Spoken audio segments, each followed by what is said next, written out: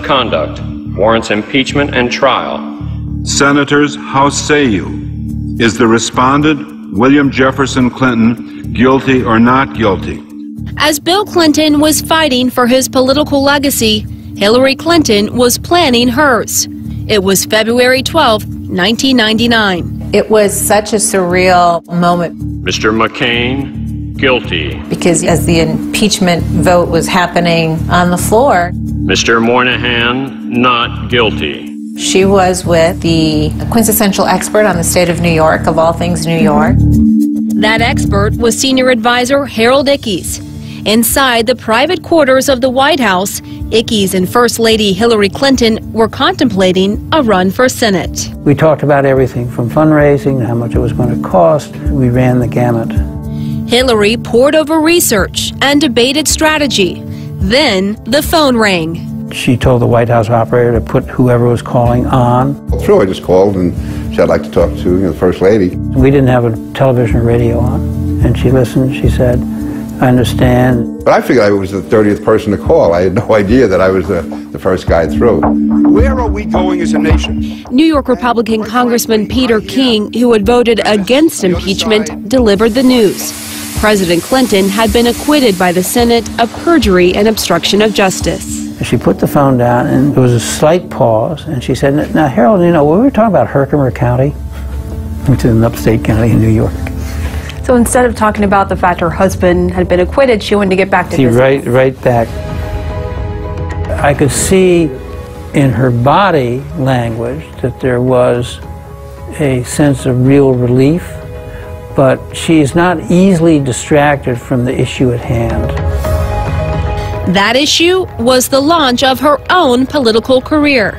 Bill was really encouraging her to do this. Lots of people come forward and say, you really should think about doing this. Hillary Clinton felt like she needed something of her own. She needed to essentially move away from being an adjunct of her husband. Maggie Haberman was a local newspaper reporter covering the Senate campaign. She saw an open seat, and the field was basically cleared for her. You know, I'm starting a listening tour of New York. This Senate race had been a mini presidential race in terms of stress from day one. The idea that the circus was coming to town was really pretty dramatic. We chronicled literally every single movement of the pre-campaign and then the eventual campaign. It was literally seen as the greatest show on earth. The press even followed along as Hillary Clinton house hunted for the first time in decades. They've spent most of their married life in public housing. So Hillary wants a real house with a real yard. And Dorothy looks at her and says, now Hillary, the Park Service is not going to come mow this yard.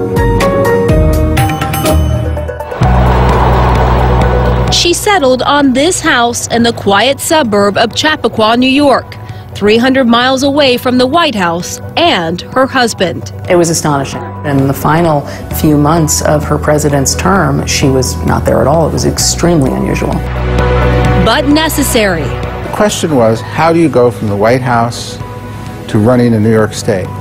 You didn't live in New York State.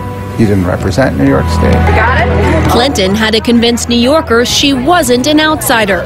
So she went on a listening tour of the entire state, all 62 counties. This notion of listening first, understanding people's problems first, and then kind of explaining what you thought the solutions might be, really just worked powerfully. Well, I'm not in a campaign yet.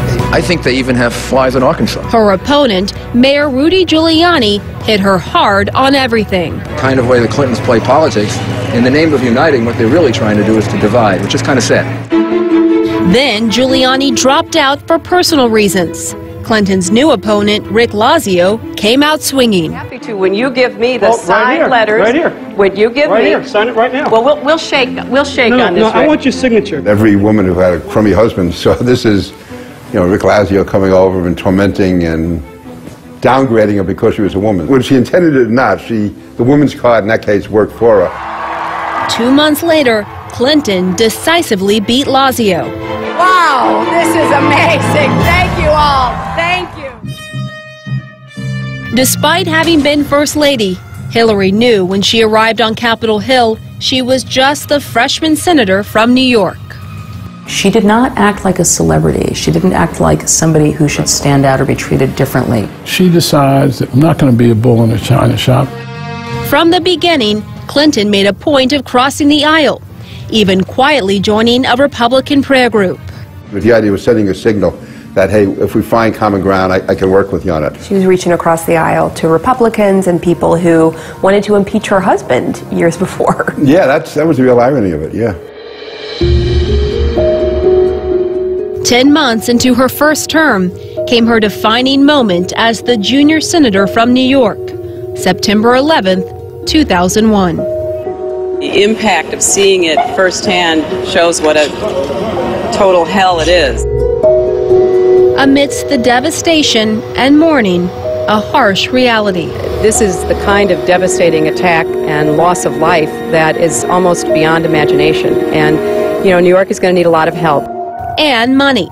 And it was not just getting it, but the painstaking task of figuring out how to distribute it. Just you had police officers, firefighters, Wall Street executives, investment bankers, and how do you decide how much a human being is worth? I mean, it was very tough stuff. She was the senator who took the most active role in that meeting with everybody. She also sponsored a bill to cover medical costs for those who became sick after working at Ground Zero. It finally passed in 2010. And when President Bush sought congressional authorization to use force in Iraq, claiming that Saddam Hussein had weapons of mass destruction, the memories of what had happened at Ground Zero weighed heavily. She was looking at it from the perspective of the senator from New York after 9/11 and all of those people who died and all those families who lost loved ones. So it is with conviction that I support this resolution as being in the best interests of our nation. A vote for it is not a vote to rush to war. It is a vote that puts awesome responsibility in the hands of our president. And we say to him, use these powers wisely and as a last resort. It's very painful. That was not one of the easier decisions of a tenure in the United States Senate. I have to live with my vote. Hillary does too. A vote she would wrestle with from that day forward on the Today Show in 2006. Obviously, if we knew then what we know now, there wouldn't have been a vote, and I certainly wouldn't have voted that way. And in her book, Hard Choices, writing, I wasn't alone in getting it wrong, but I still got it wrong. Plain and simple. Her critics say that little else about her Senate career was memorable. She was not a senator of great importance in terms of any national legislation or national policy initiatives. Is that a fair criticism? No, I don't think so. When it came to getting legislation from New York, she was never afraid to invite somebody else to share the stage with her. Now a politician in her own right, and a senator in her own right. But was she ready for a bigger stage? I found my own voice.